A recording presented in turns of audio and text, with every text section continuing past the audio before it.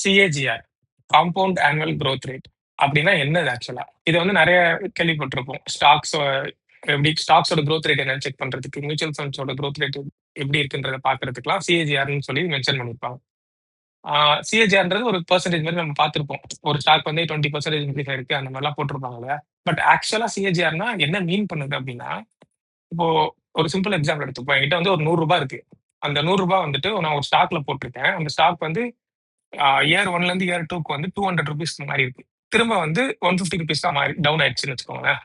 இப்போ ₹100லேருந்து என்னோட current value வந்து ₹150. ஸோ இப்போ இதோட அப்சல்யூட் ரிட்டர்ன்ஸ் நான் பார்த்தேன் அப்படின்னா, எனக்கு வந்து 50% ரிட்டர்ன் சொல்லி காமிக்கும். 50% ரிட்டர்ன் பார்த்தோம்னா, செம ரிட்டர்ன்ஸ் இருக்கே அப்படின்ற மாரி தெரியும். பட் இதுல நம்ம என்ன மிஸ் பண்றோம்னா, அந்த இயர்ஸ வந்து நம்ம இங்க அக்காமடேட் பண்ணல. டைம வந்து நம்ம அக்காமடேட் பண்ணல இல்லையா? அங்க தான் சிஏஜிஆர் வருது. சிஏஜிஆர் வந்து அந்த நம்பர் ஆஃப் இயர்ஸ வந்து அக்காமடேட் பண்ணி ஒரு ஃபார்முலா இருக்கு. இதே ₹100 ₹150 மாறும்போது அதுக்கு சிஏஜிஆர் கால்குலேட் பண்ணோம் அப்படின்னா, அது வந்து 22.5ன்னு சொல்லும்.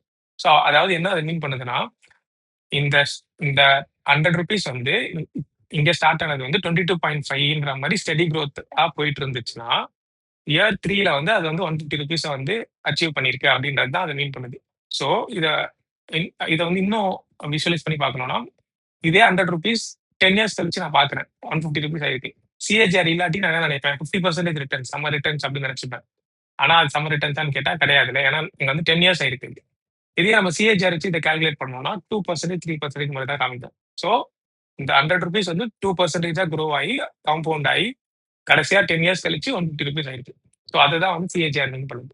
இது எங்கெல்லாம் யூஸ் ஆகும்னு பார்த்தோம்னா, ஸ்டாக் குரோத் ரேட் பார்க்கறதுக்கு, மியூச்சுவல் ஃபண்ட் குரோத் ரேட் பார்க்கறதுக்கு, பிசினஸ்ல வந்து அதோட ரெவென்யூ எப்படி குரோ ஆயிருக்குன்றத பார்க்கறதுக்கு. அங்கெல்லாம் வந்து இது சிஏஜிஆர் யூஸ் பண்ணி தான் அத இண்டிகேட் பண்ணுவாங்க.